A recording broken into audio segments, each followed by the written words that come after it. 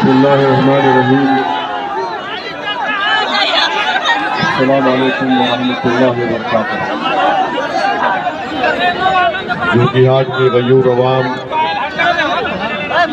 बुजुर्गाने कौम और मिल्लत, मेरी सरदार माँ और बहनों, मेरे गयूर नौजवान साथियों, मैं आप तमाम का दिल की गहराइयों से शुक्रिया अदा करता हूँ कि आपने अपना कीमती वक्त निकालकर आज के इस कारवाने इंसाफ की नुक्कड़ सभा में आपने शिरकत की और इतनी बड़ी तादाद में आप लोगों का यहाँ पर जमा होना, इस नुक्कड़ सभा को आपने एक जलसे आम में तब्दील कर दिया।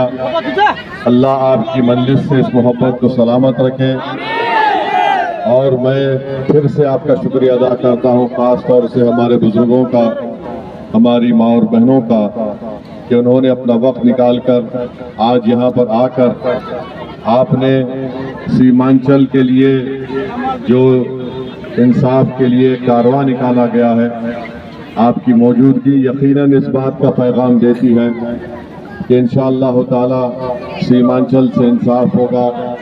और मुझे यकीन है कि जो जज्बे का आज आप इजहार कर रहे हैं, वो जज्बा आपको आपकी वोटों में तब्दील होगा और इंशाअल्लाह जोकीहाट से एक नए विधायक को आप यहाँ से मजलिस के इंशाअल्लाह आप कामयाब को कामरान करेंगे और एमएलए बनाएंगे।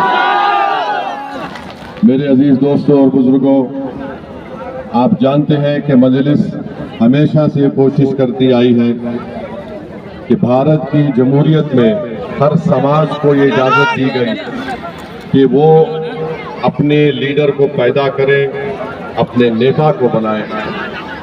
अगर आप देखेंगे पिछले 50-60 साल में हमारे वतन अजीज के हर समाज ने अपना अपना एक नेता बनाया है, चाहे वो अपर कास्ट का ब्राह्मण समाज हो, ठाकुर समाज हो, भूमियार समाज हो, अग्रवाल समाज हो, या फिर ईबीसी सेक्शन के हमारे बैकवर्ड क्लास के भाई और बहन हो, दलित समाज में हो जिसमें मांझी भी आ जाते, पासवान भी आ जाते, या यादव बरादरी के लोग हो, इन सब ने अपना अपना एक नेता बनाया है और वो उससे फायदा उठाते हैं और उससे उनको इंसाफ भी मिलता है। मगर एक समाज पूरे भारत में ऐसा है जिसने कभी भी ये कोशिश नहीं की कि सियासी तौर पर उनकी क़यादत बने, उनका नेता बने।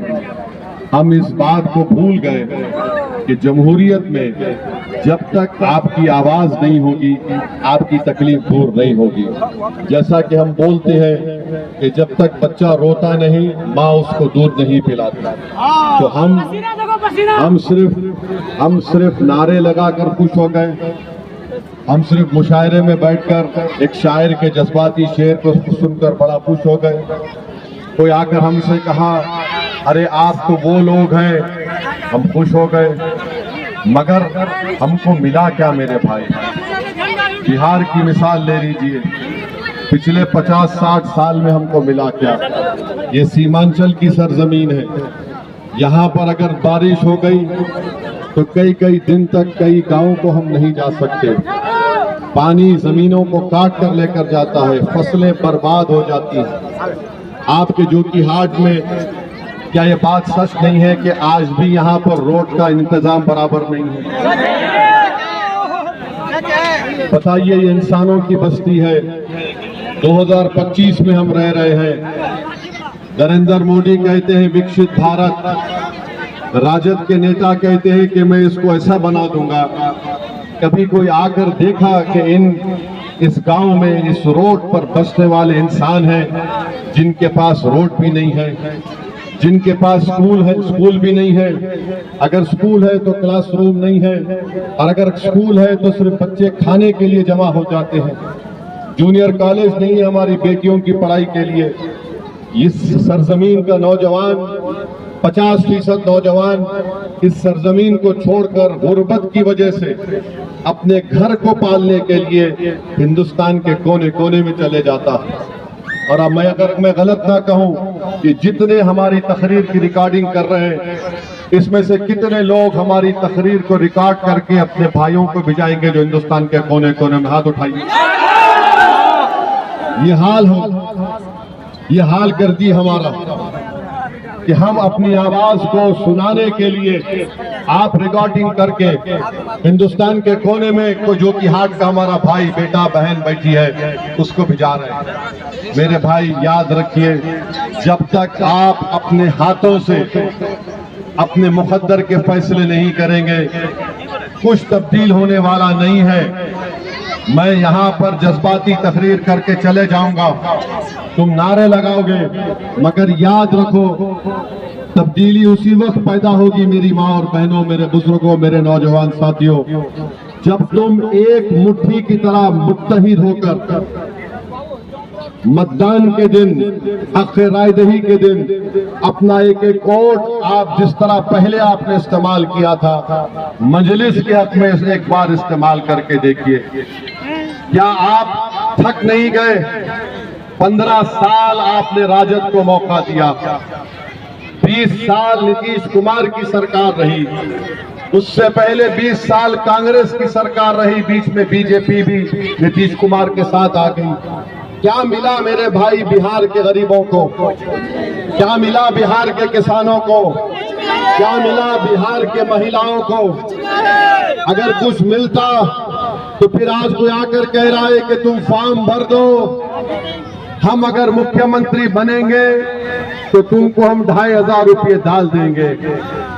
अरे याद रखो, कहावत ये है कि मुझे मच्छी मत दो, मुझे मच्छी पकड़ना सिखा दो, मुझे हुनर दो। और ये 2500 देने की बात महाराष्ट्र में भी हमने कहा था। वहां पर महाराष्ट्र में बीजेपी ने कहा था चुनाव से पहले, आज से 6 महीने पहले, कि हम वहां पर लाड़की बहना स्कीम के नाम से कहा था कि हम आ जाएंगे, 2000 रुपये देंगे। आप फोन मिलाकर महाराष्ट्र मुंबई में पूछो, वहां की खवातीन ये पुकार कर कह रही है कि हमारा वोट हासिल किया और हमारे अकाउंट में पैसे नहीं आ रहे। फिर आज आकर कह रहे इतने देंगे उतने देंगे। अरे मेरे भाई, अगर तुम पैसे देना चाहते तो रोड क्यों नहीं बनाए? जो कि हाट से यहाँ पर आपने मजलिस का टिकट जो शख्स लेकर आया था उसको आपने वोट दिया, क्या वो काम करवाया जो कि हाट में? बताइए हमको, करिए मत, क्या वो काम कुछ करवाया आपका? और मजलिस को छोड़कर क्यों गए? कहा कि नहीं, बल्कि अपने साथ 4 तीनों को 4 को लेकर गए। उसकी क़यादत जो कि हाट के विधायक कर रहे थे, कह के मजलिस में रहेंगे तो काम नहीं होगा।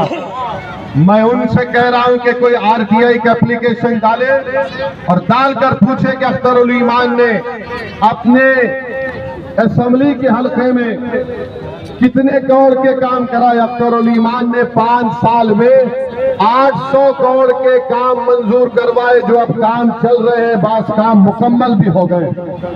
उसमें कितने का ब्रिज है? 200 300 करोड़ का खाली ब्रिज का काम चल रहा है। और काम कैसा चल रहा है? अख्तर भाई हमको बोले कि आप आ जाइए, आपको नदी में चलना है हमारे साथ। हम चले नदी में अख्तर भाई के साथ। फिर बोले एक और नदी में चलना, हम चले नदी में, हमारे घुटने बराबर पानी था। अख्तर भाई वापिस असेंबली गए, तेजस्वी मिनिस्टर था, बोला अख्तर भाई आपके ब्रिज का काम हम मंजूर करवा दिए। अरे तुम तो तेजस्वी के तलवे चाट रहे थे, तुमने जोकीहाट की रोड नहीं बना सके, तुम किस सूरत से आकर रोड पूछोगे मुझे बताओ? तुम तो खींच कर लेकर गए, तुम तो सबके लीडर बन के गए, तुम तो डाकुओं के बड़े लीडर बनकर गए थे। क्या मिला तुमको? और इन लोगों को तकलीफ क्या है? क्यों इन लोगों को खींचा इन्होंने? क्योंकि आपने अपने वोट से सीमांचल में मुसलमानों की एक सियासी लीडरशिप को पैदा किया। तो मोदी को तकलीफ, अमित शाह को तकलीफ, नीतीश कुमार को तकलीफ, लालू को तकलीफ, कांग्रेस को तकलीफ। ये कौन है वो लोग जिसको हम 60 साल से इनके जज्बात को दबा कर रखे थे, डरा कर रखे थे, इनको खिलौने देकर बहला कर रखे थे। आखिर ये क्या हुआ कि इन्होंने अपने वोटों से अपने दिल में छुपी हुई जज्बात को वोट के जरिए अपने नेताओं को कामयाब कर दिया। इसीलिए मजलिस के 4 MLA